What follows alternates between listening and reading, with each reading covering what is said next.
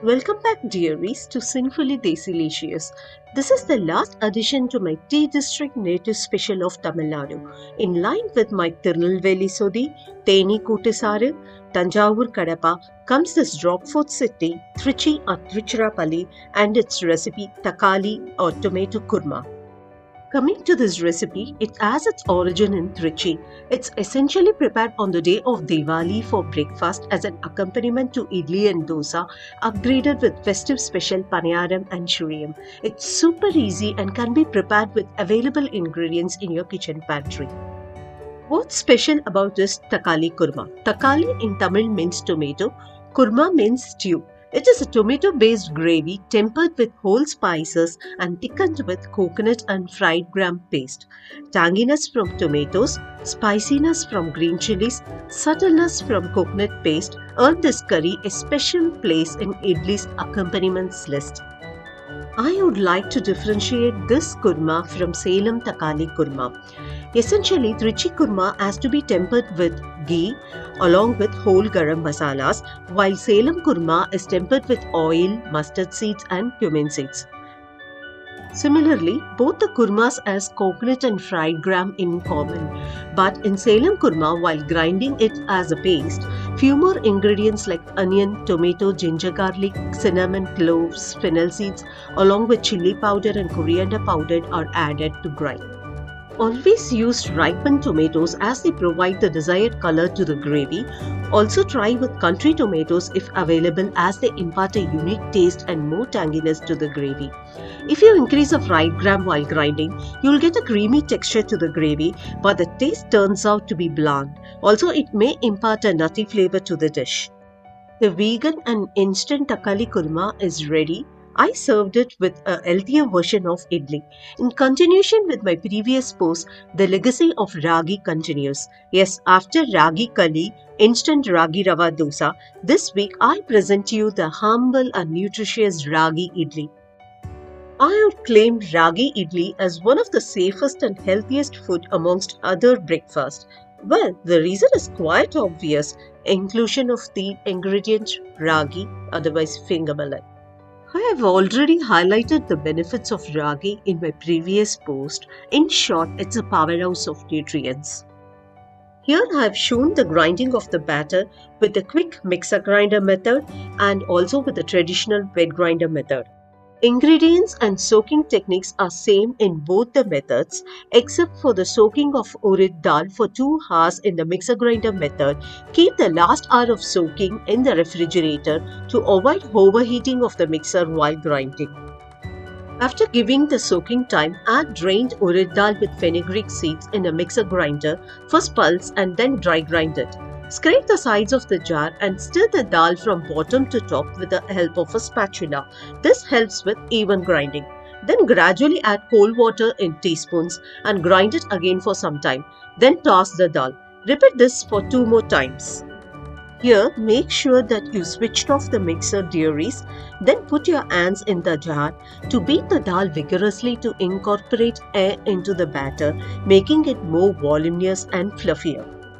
Adding cold water gradually in teaspoons and beating with a hand or spatula to aerate the batter are crucial steps to get smooth and fluffy urad dal batter.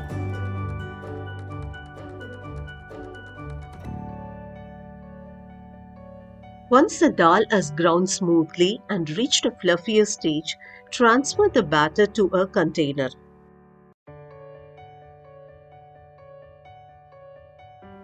Meanwhile, the red rice flakes or poha must have soaked for 30 minutes. Now add them in the same jar and grind it as a smooth paste. Though rice flakes is an optional ingredient, it definitely notches up the texture. Now add the idli rava which was soaked for minimum 2 hours. Run it in the same jar for 50 to 20 pulse or one straight run for 30 to 45 seconds. You must have noticed that when I add the ingredients, I drain them to make sure that my idli batter is thick, as thin batter will result in flat idlis. Transfer the ground batter into the same container of urad dal. Now add the ragi slurry, which I prepared by mixing ragi flour with water. While making ragi slurry, gradually add water starting from half cup to 1 cup. Stop abruptly if you reach a thick slurry consistency, as diluted slurry when added to the batter makes it runny and turn your idlis flat.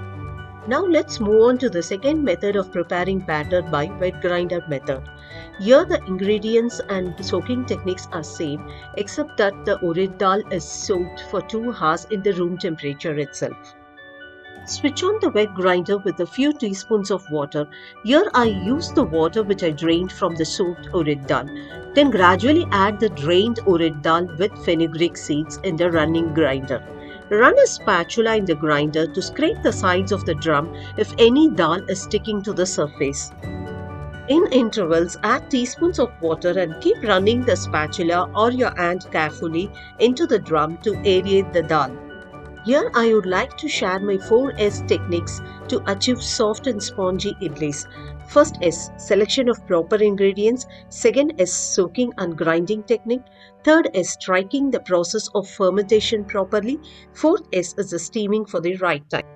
Here you must have noticed that urad dal has reached the right consistency, that is, when you scoop the batter it should form and fall as a ball. Then add the soaked rice flakes and idli rava and run it individually for 2 to 3 minutes. Idli rava, also known as cream of rice or rice rava, is obtained by grinding idli rice or parboiled rice coarsely to a rava texture. Generally, idli rava is not meant to be ground. It is directly added to the ground urad dal, let it to ferment and then make idlis. In this case, idli's texture would be grainy, coarse.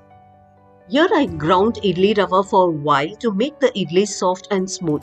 It's up to you to decide upon the texture and prefer grinding idli rava or directly add it to the ground urad dal. After adding the ragi slurry and salt, run it to get it evenly mixed. Transfer the batter into a container which has enough space to ferment. Also keep in mind that this batter will not raise as a normal idli batter, like double the volume. Don't over ferment the batter expecting it to double up, which will turn your idli sour. So give the fermentation time depending upon the temperature settings of your kitchen.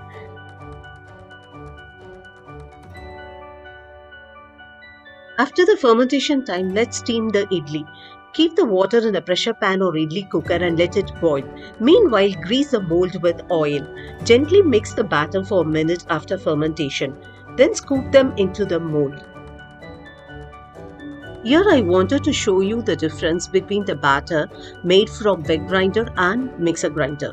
The one I am scooping now for the big molds are the batter which I made from wet grinder. The one I am scooping now for mini idlis is a batter which I made from mixer grinder.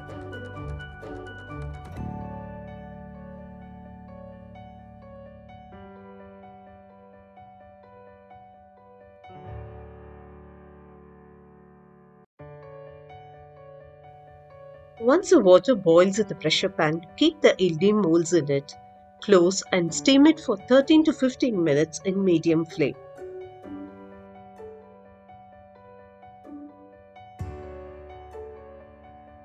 Switch off the flame and give standing time for 2 minutes. Open the lid and remove the idli plates from the pan.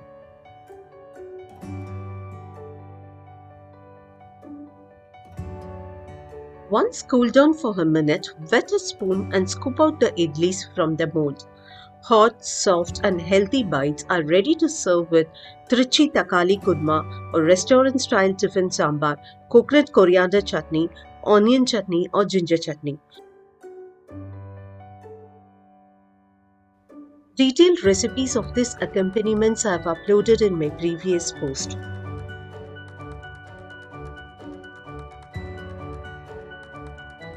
For all such foolproof regional Indian recipes and international recipes, visit my website Sinfully Desilicious. When I discovered cooking, I discovered myself. So can you.